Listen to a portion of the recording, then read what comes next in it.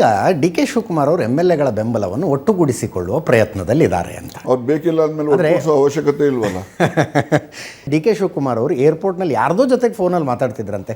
ಪಕ್ಕದಲ್ಲಿ ನಿಂತ್ಕೊಂಡಿದ್ದ ಪೊಲೀಸ್ ಒಬ್ರು ಕೇಳಿಸ್ಕೊಂಡು ನನ್ನ ಹತ್ರ ಹೇಳಿದ್ದು, ನಮ್ಮ ಹತ್ರ 70 ಜನ ಇದ್ದಾರೆ, ತಲೆ ಕೆಡಿಸ್ಕೋಬಾರ್ದು ಅಂತ. ಅವ್ರು ಎಮ್ ಎಲ್ ಎಗಳ ಬಗ್ಗೆ ಅಂದರು, ಇನ್ಯಾವ್ರ ಬಗ್ಗೆ ಅಂದರೂ ಗೊತ್ತಿಲ್ಲ ನಮಗೆ. ಬಟ್ ಶಾಸಕರ ಶಕ್ತಿಯನ್ನು ಒಟ್ಟುಗೂಡಿಸಿಕೊಳ್ಳುವ ಪ್ರಯತ್ನದಲ್ಲಿ ಡಿ ಕೆ ಶಿವಕುಮಾರ್ ಅವರು ಇದ್ದಾರೆ ಅಂತ ಅನ್ನಿಸ್ತಾ ಇದೆ. ಅದರ್ವೈಸ್ ಏನು ಪರಪ್ಪನಗರ ಸೆಂಟ್ರಲ್ ಜೈಲಿಗೆ ಹೋಗಿ ಇಬ್ಬರು ಎಮ್ ಎಲ್ ಎಗಳನ್ನು ಮಾತಾಡ್ಸ್ಕೊಂಬರುವಂಥದ್ದು ಏನಿತ್ತು ಹೇಳಿ ನೀವೇ?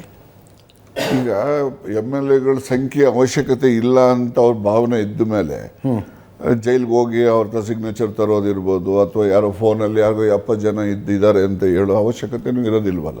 ನನಗೆ ಹೈಕಮಾಂಡ್ನವ್ರು ಇದ್ದಾರೆ, ಹೈಕಮಾಂಡ್ ಎಸ್ ಸಿದ್ದರಾಮಯ್ಯನವರು ಹೇಳ್ತಾರೆ, ನಾವು ಅದೇ ಹೇಳ್ತೀವಿ, ಹೈಕಮಾಂಡ್ ಹೇಳ್ದಂಗೆ ನಾವು ಕೇಳ್ತೀವಿ ಅಂತಲೇ ಹೇಳೋದು. ಅವರು ಅದನ್ನೇ ಹೇಳ್ತವ್ರೆ. ಅದಕ್ಕೋಸ್ಕರ ನಾನು urge up the high command to spell out the decision of the high command. Then it will be ಒಂದು ಸ್ಮೂತ್ ಸೇಲಿಂಗ್ ಇರುತ್ತೆ ಎಲ್ರಿಗೂ ಕೂಡ. ಅಡ್ಮಿನಿಸ್ಟ್ರೇಷನ್ ಮೇಲೂ ಕೂಡ ದುಷ್ಪರಿಣಾಮ ಆಗ್ತದೆ. ಈ ಥರ ಗೊಂದಲ ಇದ್ದರೆ ಕಾರ್ಯಕರ್ತರಲ್ಲೂ ಗೊಂದಲ, ರಾಜಕೀಯ ಪಕ್ಷಗಳಲ್ಲೂ ಗೊಂದಲ, ಮತ್ತು ಸರ್ಕಾರದಲ್ಲಿ ಅಧಿಕಾರ ನಡೆಸ್ತಕ್ಕಂಥ ಅಧಿಕಾರಿಗಳು ಇರ್ತಾರಲ್ಲ ಅವ್ರಿಗೂ ಕೂಡ ಗೊಂದಲ ಇರ್ತದೆ. ಅದಕ್ಕೋಸ್ಕರ in the interest of the public, ನಮ್ಮ ರಾಜ್ಯದ ಜನರ ಹಿತದೃಷ್ಟಿಯಿಂದ ತುರ್ತಾಗಿ ಇದ್ರ ಬಗ್ಗೆ ಈ ಇರ್ತಕ್ಕಂಥ ಗೊಂದಲವನ್ನು ಹೈಕಮಾಂಡ್ನವರು ನಿವಾರಣೆ ಮಾಡ್ತಾರೆ ಅಂತೇಳಿ ನನಗೆ ವಿಶ್ವಾಸ ಇದೆ.